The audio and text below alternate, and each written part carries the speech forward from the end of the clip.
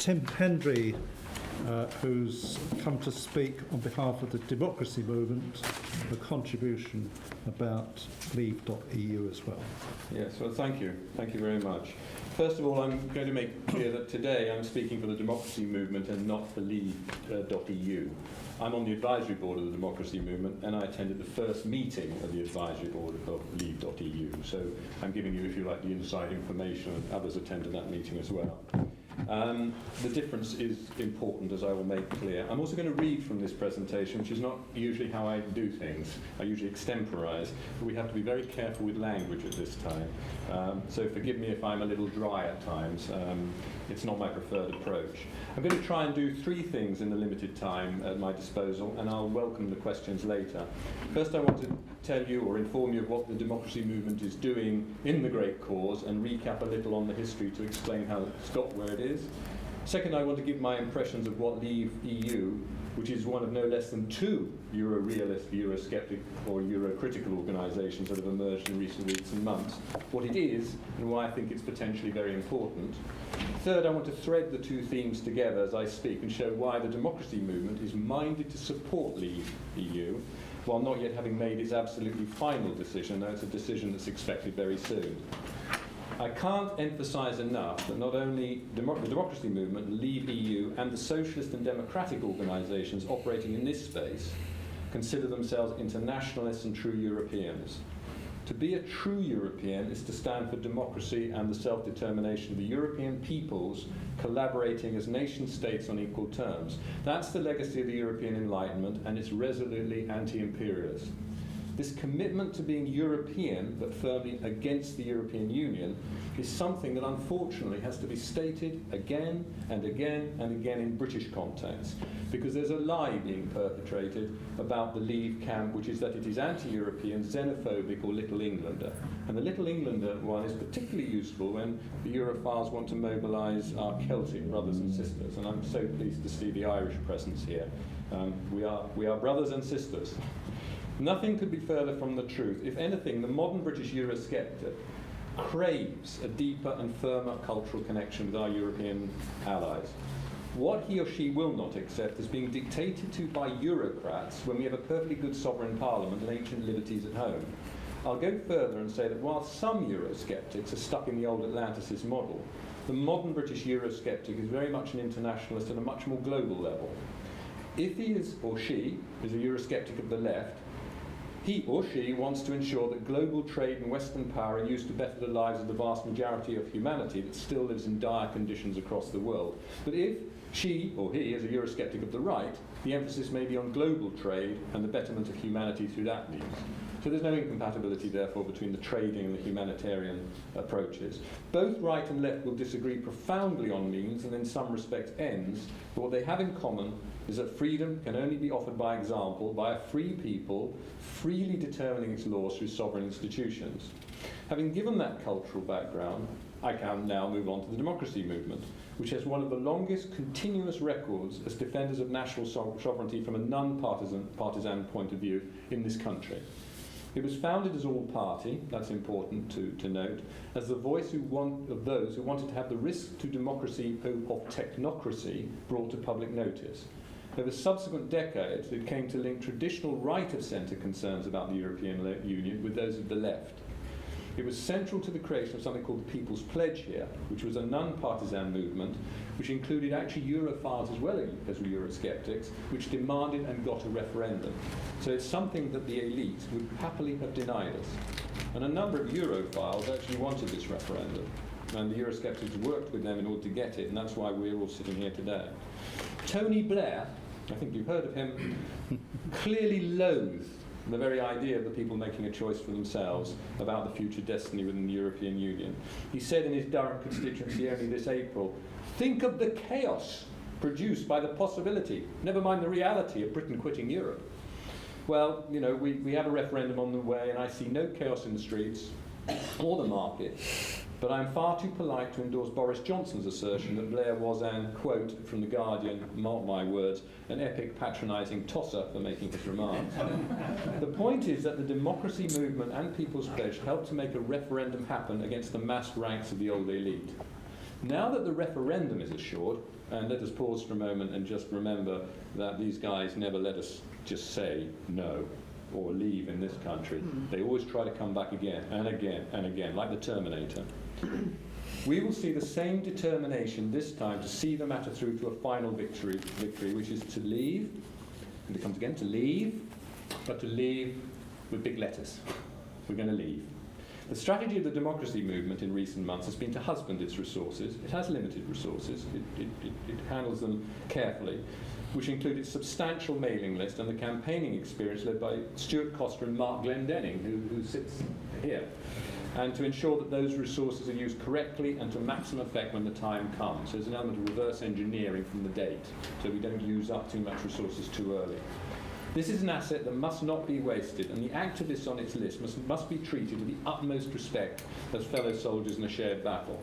But the most important aspect of DM, which is how we term it internally, is that it's long acted as clearinghouse for contacts between otherwise mutually suspicious left and right Eurosceptics.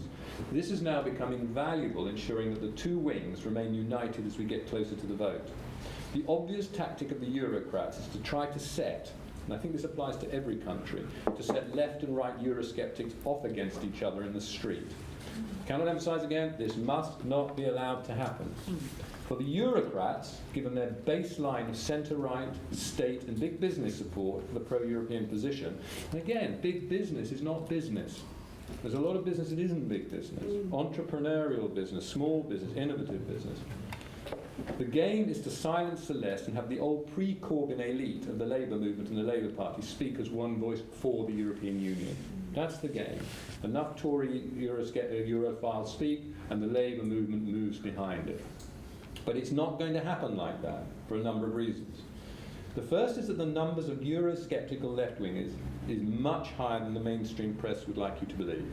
They've simply been overwhelmed by the groupthink of those who purport to speak for them. They simply need leadership and to know they are not alone. Some became frustrated enough that they drifted across to the so-called red UKIP as working class people who felt their concerns were not being addressed by New Labour. I'm pretty reliably informed, because of my own context, that many of these people who are not racist, they are not xenophobes, are now coming home to Labour with the arrival of a new leader in Jeremy Corbyn, which is a critical factor in the domestic situation, who's clearly more open to the concerns of working people and to open debate, which is critical, on difficult issues such as Europe, Trident and even migration. But I'm not here to speak for the left, because our chairman, John Boyd, and I think Brian Denny was here in the morning, can do so with far more authority. The democracy movement has, however, been helping to prepare the ground for its resurgence of left Euroscepticism in very difficult times. And now I hope the left can be assured that they are not alone and are not going to be embarrassed, or as little as possible, by the more rabid nationalist elements on the right, who can sometimes lose more votes than they secure in British context. It's important to understand that the British are actually imperialists, often, but they are not racists. I'm personally very much of the left, with a long track record of activist organisation in the Labour movement. But I've had 2 decades of association with DM, and it hasn't caused me a single problem in all that time. Now, there are issues. This is politics. Many on the left will still not sit on a platform with some on the right. Democratic socialists will not always sit with democratic nationalists, but we do have a number of issues that are changing that. One is TTIP, which has come up more than once, and that was an excellent presentation earlier. Another is the utter incompetence of the European External Action Service in Ukraine, which has exposed the lie of the European Union as an instrument of peace. And the appalling treatment of the Greek people is bringing activists together on both sides for this critical vote. Without a functioning representative democracy, answerable to the people, a people with a common history and struggle, there is no opportunity for left and right to contest the constitutional space if the only constitutional space available is one dictated by lawyers and technocrats.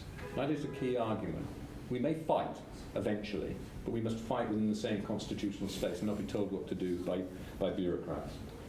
Which leads to the final independent initiative of DM, alongside maintaining its campaigning asset and increasing understanding between left and right Democrats, which is the promotion of the ideal of democracy itself. What happened in Greece, and is now happening in Portugal, which I'm not sure was mentioned this morning. Yes. What's happening in Portugal is critical. It's a sharp reminder that we are faced by a postmodern imperial power that hides a brute corporatist economic force under a velvet glove of liberal ideology. So the democracy movement is actively pulling together, under Mark's leadership, a second wave of British groups on the theme of national sovereign democracy, and these are wholly committed to the Leave vote when it comes. Now at last let me speak of Leave.EU, which is what I was supposed to be speaking of. As you know, there are two Leave organisations in Britain. I can characterise Leave.EU as the mass-orientated one that seeks to mobilise the street, the people who really matter here, the voters. This is a vote. It's not a deal, it's a vote. The other camp, originated by Business for Britain, is a far more elite operation dominated by members of Parliament of all parties and conservative business interests. Now, my own view is that there is room for both. They may be rivals for funding and attention, and some may say this is a disadvantage having two organisations. I kind of disagree, because there's room for an elite group and there's room for a mass group to have their own organisations, and I see no virtue in any public quarrels between the two of them. And I'll explain why I think it's good to have both. Because we're on the cusp of a major change in politics, where power is shifting from the old elite politics to the new politics, which was represented in part by the power of social media and the rise of Jeremy Corbyn here. But I think we've heard that in many other countries something similar is happening. I was most struck by the developing Progressive Alliance in Ireland. There's Podemos, there's Syriza. There are more, shall we say, right organisations in Europe. But a new politics is emerging and is speaking for the people. This radical new politics in this country straddles party lines. So you have Labour's deputy leader Tom Watson matched by a Tory like Zach Goldsmith. And you have people like Douglas Carswell, who was the Tory who joined UKIP and is now a bit of a rebel from UKIP, and we don't know quite where he stands, but he's definitely a Eurosceptic. And the Benite left, both seeing the Levellers, the radicals of the old English Republic, as part of their inheritance. Yet, the old politics, the elite politics, still has strong residual power. Some people will still be persuaded to their position by the leadership role of big beasts. And a very good point earlier was made about making sure that we have the endorsement of big beasts in this country. So the elite is still part of the game. So the question for the democracy movement was, which way should we jump? Because we straddle it, and should we be elite guys or mass guys? Well, we believe that Leave.EU is much closer to the new politics model, and that, and in part, that the democracy movement was a pioneer of that approach. DM shares with Leave.EU a belief in the ultimate wisdom of the people, and in the need to communicate with them in a two-way dialogue. Not tell them what to do, but listen and make our arguments work with the people. So although no final commitment has been made, because the democracy movement perfectly reasonably wants to know that its carefully acquired campaigning asset will be managed appropriately and effectively, and it is early days, the democracy movement, like so many radical democratic organisations in this country, is minded to give its wholehearted commitment to Leave.EU at the right time. At some stage, there's another point in British conditions, is the Eurosceptical argument is going to have to be put to the people within the funding and other restrictions of the Electoral Commission. If you have questions on that, I'm going to refer you a question time to Mark at the back, who's expert at it. You've got a very serious face. Now, I was going to say that we do trust this body. We trust this body. It's non-partisan, and in our judgment, when faced with an elite or a mass offer, where the elite has a significant track record of campaigning over decades, it must, if it is to be fair, go with the people and not the big beasts. But what I personally like about Leave.EU is that it is not allowing itself to be the rabbit in the headlights of officialdom and not relying on that outcome. It knows that the pro-Union European Union lobby has been planning its campaign for years, has accumulated massive resources, and it will have the same devious forces working for it as those who stole the first referendum vote in 1975. There's no advantage in hanging around until everything is perfect. Battle must be joined sooner rather than later. You can access Leave.EU by going Leave.EU into Google. It's very easy to find. It has simply decided to bypass the old system, what it calls the Westminster bubble, and go into the struggle regardless. And we think that is entirely the right strategy, to do it now, start moving now, and not wait for things to be perfect. And on that note, I'm open to questions at the right time. Well, I think Tim has summed up one thing which has always been a problem in the Eurosceptic anti-EU movement in Britain is that the right don't understand the left and the left won't work with the right. Now we're trying to all the time dissipate that and say, well, you've got to sit down together, even if you don't like sitting down together, we have to sit down together and work this out. You're not working for anybody, we're doing it for the safety of the country and everybody in it. So we'll come back.